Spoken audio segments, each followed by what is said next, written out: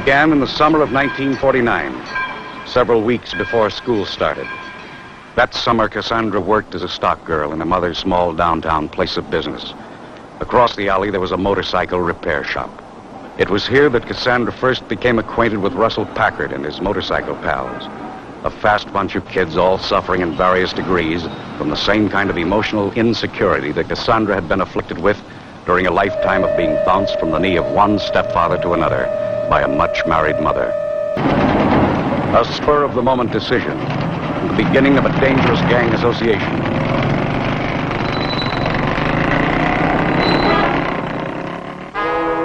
Later that same day, at an old abandoned stadium just outside of town, Cassandra encountered one of the most damaging aspects of many of today's youthful gang associations. Reefers, marijuana, one of the lesser narcotics whose use often constitutes the first faltering step toward addiction to the harder drugs. And now, as the newest member of this gang of kids to whom the use of marijuana had become the big-time thing, Cassandra found herself the target of one of the most devastating social pressures existing among our teenage population today: conformity to the group pattern.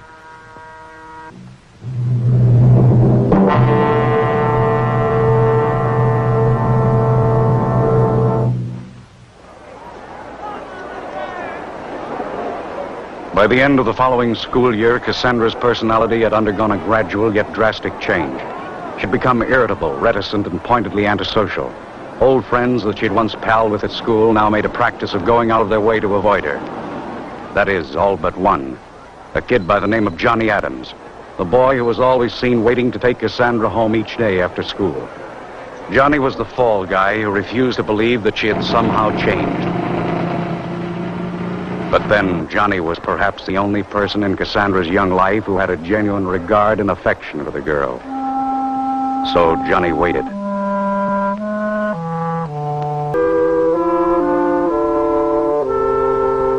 Long ago, Cassandra had learned that she could always run to Johnny when things closed in. But time was running out fast, and so was Johnny. Graduating from school with top honors, young Adams had a job with a future waiting for him. And with the blessing of both families, Cassandra's in particular, Johnny had never made a secret of the fact that he wanted Cassandra to someday be a part of that future.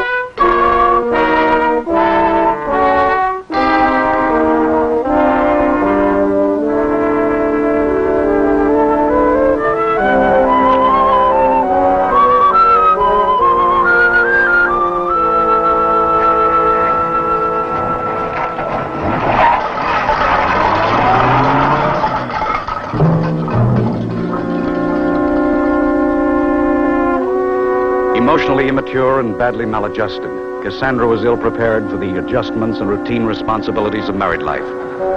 By midsummer, her young husband had become the innocent focal point of the girl's accumulated apathy and resentment. In spite of the sedatives prescribed by her physician, Cassandra had for some weeks now been riding the crest of a nervous breakdown.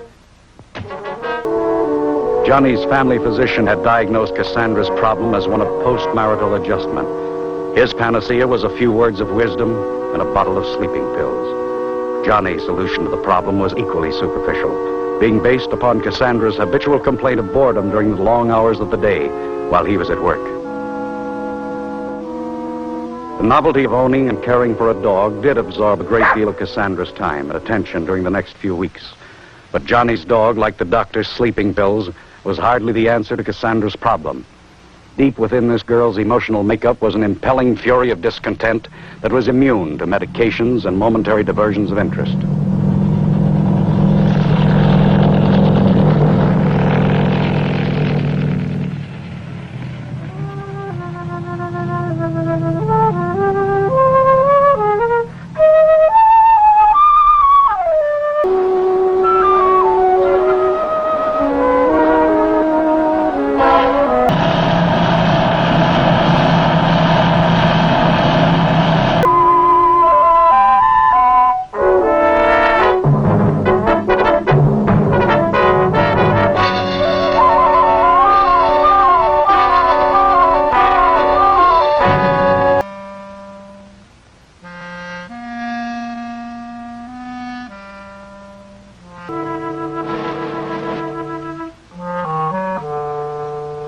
In a period of less than 2 months, Cassandra had kicked over the traces and pulled all stops.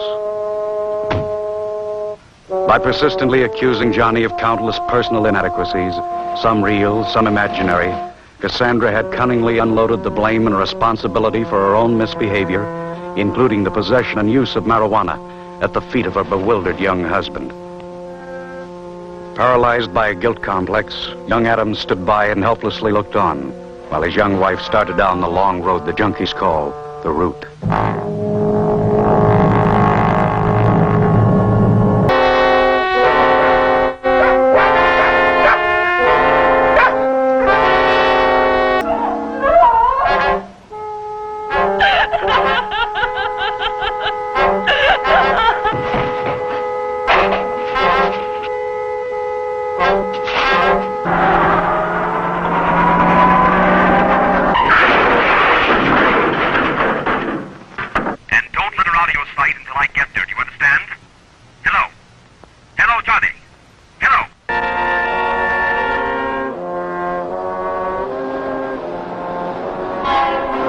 A telephone call from the Leigh home in the middle of the night on November the 2nd wrote Cassandra's name on the police blotter for the second time, this time as a missing person.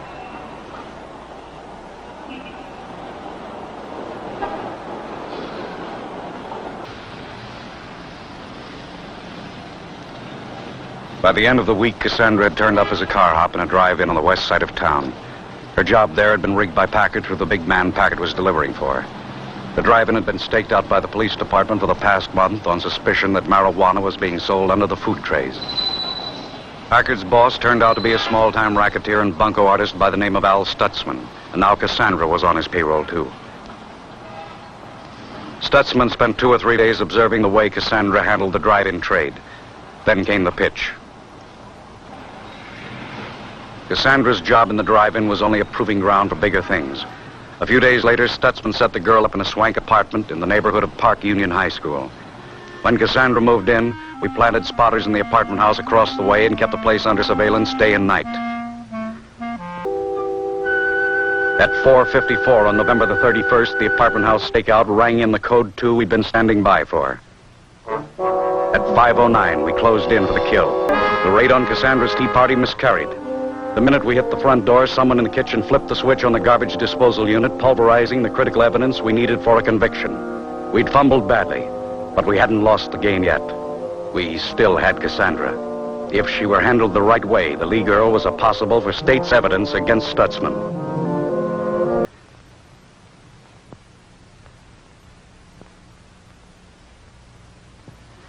Cassandra wasn't fooling anyone but herself.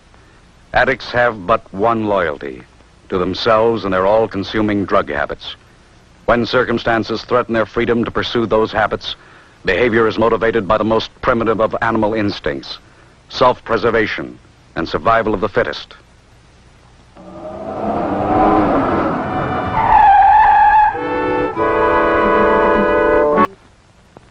Cassandra's probation period expired on the 1st of May of the following year. Regarded now as a criminal by unsympathetic parents, it was no great surprise when Cassandra disappeared from home again on the day following her release. Required to live in the home of her mother and stepfather during the probation period, Cassandra had evidently found little change in the home environment which had compelled her initial flight into the world of drugs and dreams.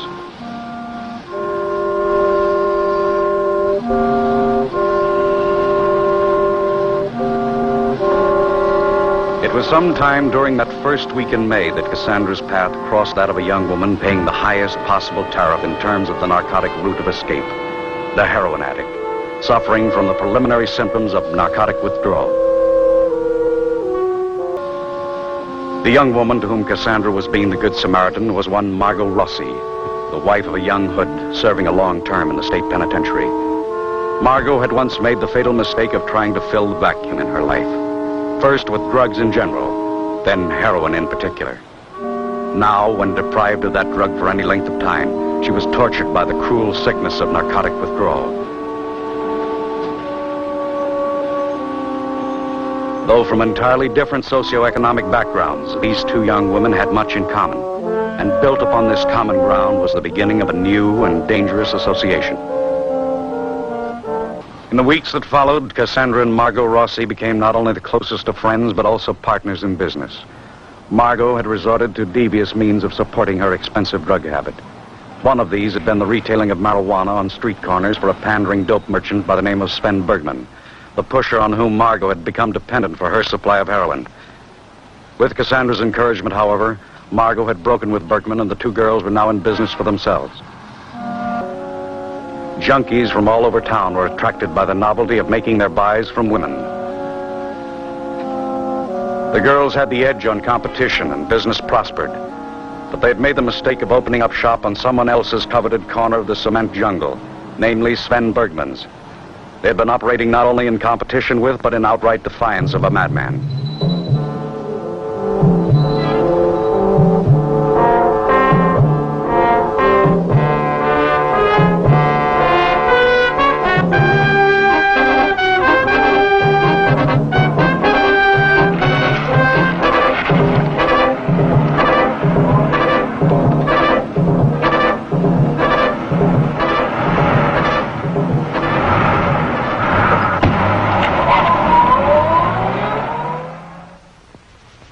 For any young addict to have known this man was to become his slave, and Margot Rossi had been one of his so-called employees.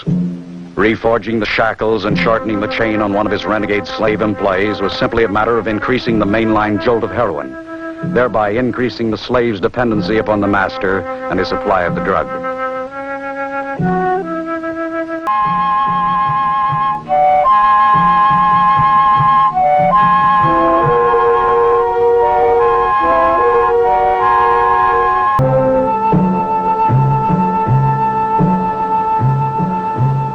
4 months later, Cassandra was found in a back alleyway just off Main Street, ironically in much the same condition as that in which she had once found Margot Rossi.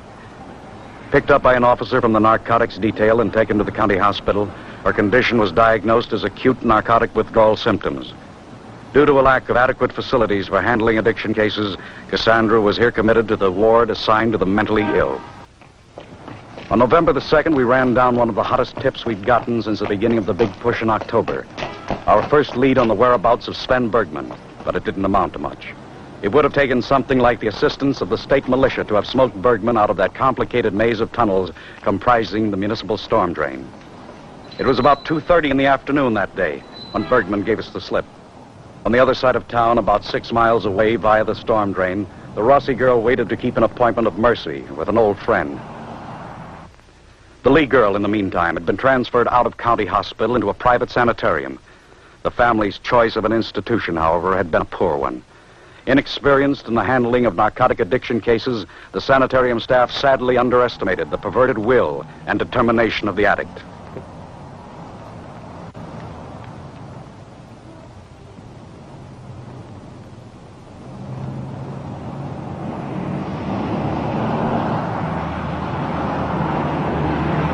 Since Cassandra's release from county hospital in October, Margot had been putting the bite on Bergman for some $40-odd worth of heroin a day that was being smuggled into Cassandra at the sanitarium.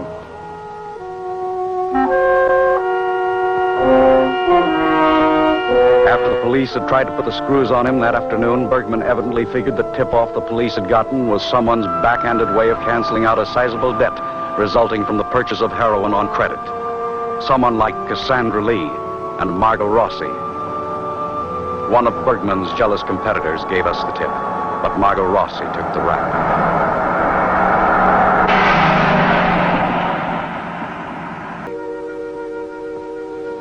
In June of the following year, Cassandra appeared on the local scene again.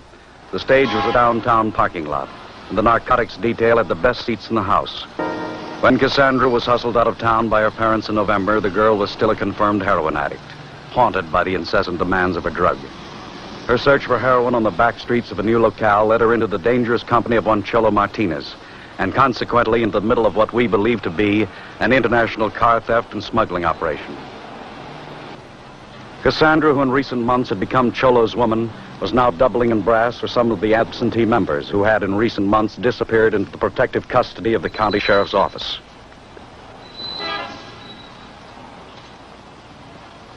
After 3 months of legalized kidnapping, we'd finally succeeded in forcing Cholo's hand.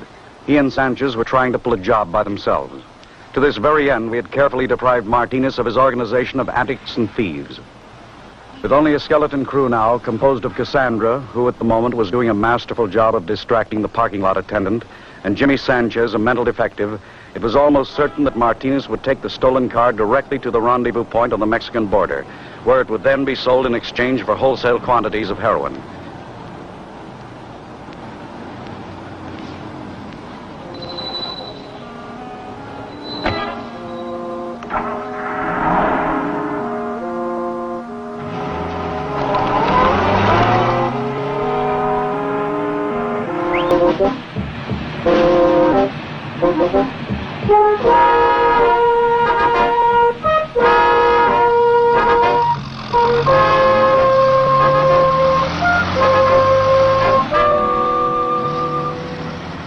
"11 hours later, Martinez, Cassandra Leigh, and Jimmy Sanchez were racing across the open country north of the Mexican border, headlong into the final phase of our setup. Estimating the mileage from his last stop for gasoline, we knew that Martinez would have to make one more stop to refuel before crossing into Mexico.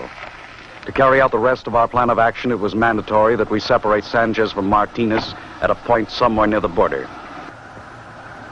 Cassandra hadn't seen my happy face for more than 8 months. It was quite a shock.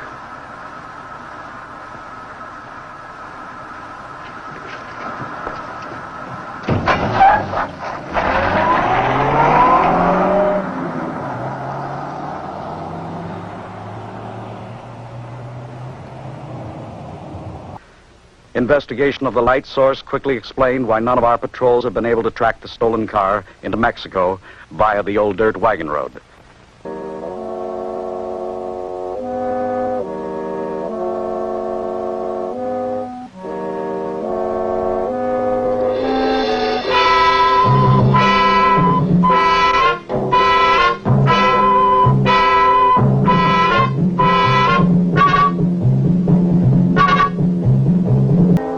The temperature in the desert out there was pushing upwards of 107 degrees in the shade.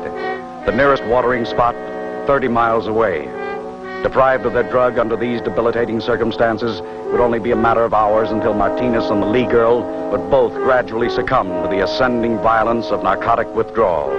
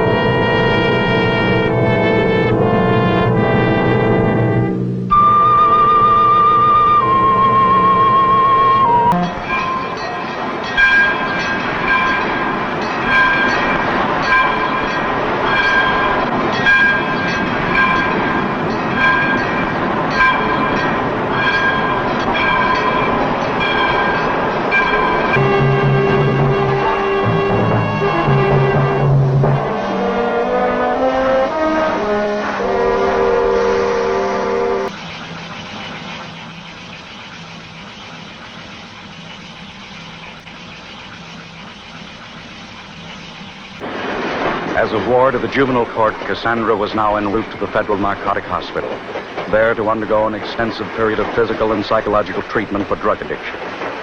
But in the end, there is no certainty that the results of such treatment will ever be permanently effective. Where most stories end, Cassandra's may have only just begun.